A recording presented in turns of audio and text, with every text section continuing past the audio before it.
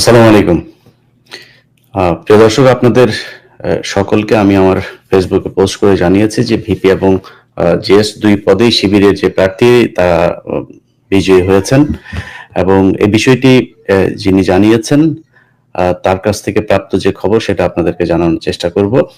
আপনাদেরকে খুব সহজভাবে একটা বিষয় জানিয়ে নিই যে ভোট দেওয়া শেষ হয়েছে কখন আপনারা জানেন। তখন থেকে এখন পর্যন্ত সাংবাদিকরা সবাই সেখানে দাঁড়িয়ে আছেন এবং তারা অপেক্ষা করছেন যে ভোট গণনা শেষে ফলাফল জানার জন্য। আপনাদের কি মনে হয় যে ঢাকা বিশ্ববিদ্যালয়ের মতো ছোট্ট একটা জায়গায় অল্প কিছু ভোটার নিয়ে একটা ভোট সম্পন্ন হওয়ার পরে সেই ভোট গণনা করতে করতে এত রাত লাগার কথা কিনা?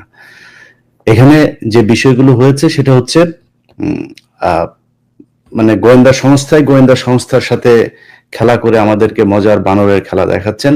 তাদের দাবি হচ্ছে যে এখন যদি নাকি ফলটা ঘোষণা করা, আমি যেমনটা জানিয়েছি যে ভিপি এবং জিএস দুই পদে শিবিরের প্রার্থী বিজয়ী হয়েছেন, এটা যদি প্রকাশ করা হয় সেক্ষেত্রে ছাত্র দলের পক্ষ থেকে তারা ঢাকা শহরের সব জায়গায়, তাদের ঢাকা বিশ্ববিদ্যালয়ের আশপাশে বিভিন্ন জায়গায় তারা অবস্থান নিয়েছে এবং সেখানে বিশাল পরিমাণে তাদের নেতা কর্মীরা সেখানে আছেন। তারা বিশৃঙ্খলা করবেন এবং সেটা যদি করা হয় তাহলে তৃতীয় পক্ষ এখানে সুযোগ নেবেন। আরে বেটা, এই গোয়েন্দা সংস্থা এখন উপরে যারা আছে সবই তো তৃতীয় পক্ষ। আপনারা এখানে এসে এইসব কথা বলছেন। আমরা লাইভে ছিলাম, এলইডি 10 মিনিটের জন্য বন্ধ ছিল। এই প্রপাগান্ডাটা ছাত্রদল ইচ্ছা করে ছড়ানোর চেষ্টা করছে। এলইডি কখনোই 10 মিনিটের জন্য বন্ধ ছিল না, এলইডি 1 মিনিটের জন্য বন্ধ ছিল এবং আবিদুল ইসলাম খান আসার পরে বন্ধ হয়েছে। তার মানে বুঝতেই পারতেছেন আবিদুল ইসলাম খান তার পালিত সাংবাদিকদেরকে নিয়ে এসে এখানে ইচ্ছাকৃতভাবে এলইডি বন্ধ করিয়ে একটা মব সৃষ্টি করার চেষ্টা করছে এবং এই ন্যারেটিভ দাঁড় করার চেষ্টা করছে যে ইউল্যাব কেন্দ্রে ভোট গণনা সুষ্ঠু চলছে না। তারপর তারা কারচুপি হচ্ছে এটা সেটা বলে স্লোগান দিতে লাগলেন এবং আমি ফেসবুক লাইভে ছিলাম, আমি সামিয়া মাসুদ মোমো, আপনারা আমার আইডিতে গেলে দেখতে পাবেন। ফেসবুক লাইভে থাকাকালীন সময়ে এলইডির পেছনে তার টানাটানিরত অবস্থায় গলায় কাঠ ঝোলানো এবং ক্যামেরাওয়ালা একজন সাংবাদিককে আমি এবং ওইদিকে মুহসিন হলের অনেক ভাইরা ছিলেন বা অন্য হলের ভাইরা ছিলেন, তারা টেনে বের করেছি। টেনে বের করার পরে মানে তাকে আমরা জিজ্ঞেস করছি এলইডির পেছনে তিনি কি করছেন, তার ধরে কেন টানছেন। তিনি হচ্ছে এখান থেকে চলে গিয়েছেন। এর মানে তিনি চলে যাওয়ার কিছুক্ষণ পরে মানে এখান থেকে বের হয়ে আসার সাথে সাথে এলইডি অন হয়ে যায় এবং ছাত্রদল মনোনীত ভিভি প্রার্থী আবিদুল ইসলাম খান তার মব ক্রিয়েট করা শেষ করে মিছিল টিছিল শেষ করে চলে যান। শোনেন, একটা সত্যি কথা বলতে, পুলিশ প্রধান নির্বাচন কমিশনার অফিসের যদি এই অবস্থা হয়, সারা বাংলাদেশে এই বিএনপির যারা রয়েছে এই গুন্ডাদের পৃষ্ঠপোষকতা দিচ্ছে, তারা কিভাবে ভোট কেন্দ্র দখল করবে সেটির আজকে হচ্ছে টেস্ট ম্যাচ হয়ে গিয়েছে।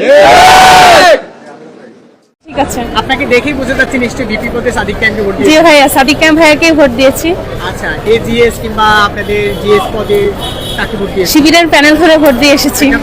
সবাইকে ভোট দিয়ে এসেছি। কি মনে হয় যে আসলে সর্বশেষ পরিস্থিতিতে আসলে শিবিরের পক্ষেই আসবে কিংবা ঐক্যবদ্ধ প্যানেল যেটা হ্যাঁ, আমি অনেক বেশি আশাবাদী যেন ওদের পক্ষে আসে এবং মনে মনে অনেক বেশি দোয়া করছে আল্লাহর কাছে। ইভেন আমার ফ্যামিলি রোজা রেখেছে, আমার অনেক বান্ধবী রোজা রেখেছে শুধুমাত্র ডাকসুর জন্য। আমার ছোট বোন ক্লাস 9-এ পড়ে, 10-এ পড়ে, ওদেরকেও রোজা রাখতে বলা হয়েছে। তো আমি অনেক বেশি দোয়া করছি আল্লাহর কাছে যেন ওরা জিতে যায়, আর আমি আশাবাদী। সাদিক কায়েমের উপরে, ফরহাদের উপরে এমন এমন দোষ চাপিয়ে দিচ্ছেন, ওই বিষয়ে কি তারা কিছু জানেই না। বিশ্বাস করেন আল্লাহর কসম, যে দোষ তাদের উপরে চাপিয়ে জাতির সামনে তাদেরকে কালার করতে চাচ্ছেন, বদনাম করতে চাচ্ছেন, ওই দোষ তো তারা করে নাই। ওই দোষ আপনাকে দিয়ে আল্লাহ দুনিয়ায় করাবে, এরপরে আপনার মরণ হবে। আপনি লাঞ্ছনা, গঞ্জনা, অপমানের শিকার হবেন দুনিয়ায়। আপনি দেখবেন কি হয় আপনার।